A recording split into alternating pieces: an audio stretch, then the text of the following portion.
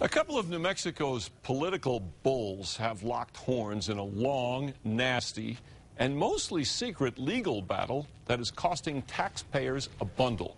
While much of this dispute remains secret, News 13 has uncovered the astronomical and still rising cost.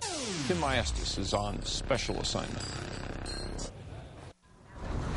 The state attorney general's office versus the state auditor's office. The details surrounding their ongoing battle are now top secret, but what it's costing is not. We'd rather be spending our time devoting resources to fighting fraud and corruption in the state rather than dealing with this case. The state auditor's office has spent more than $150,000 on legal bills so far. And while we might not know what's happening now, documents obtained by News 13 show how everything began. 3 anonymous hotline tips to the state auditor's tip line, alleging wrongdoing on the part of Auditor Hector Balderas himself. He told us his side of the story back in 2009. My operation is an open book for anyone to scrutinize. The allegations include misuse of a time clock in state vehicle, using a staffer to babysit the state auditor's kids on state time, and purchasing office equipment for an office that allegedly didn't exist. We provided substantial documentation clearly to show that each allegation was frivolous and baseless. Even so, the Attorney General's office still pursued the case aggressively,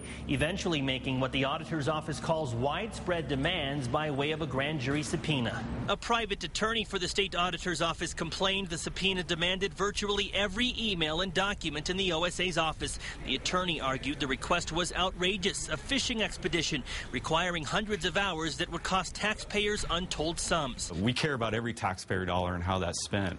State auditor's policy is to protect all taxpayers. But taxpayers have already shelled out plenty. The private law firm already charged more than $69,000 in legal fees in fiscal year 2009, more than $66,000 in fiscal year 2010, and almost $20,000 so far this fiscal year. That's more than $150,000. Why has the fight continued for so long? No one will say. The case is under a tight court seal. It's now made its way up to the State Court of Appeals. The Attorney General's office refuses to comment, saying only that the AG's office has not had to use outside legal services. The State Auditor's office told us what they could. What I can say is that we hope to have this issue resolved soon. Tim Maestas, KRQE News 13. The auditor's office has only one staff attorney, so that's why they hired an outside law firm. The original estimate was that it would cost no more than $50,000, but the meter has just kept on running.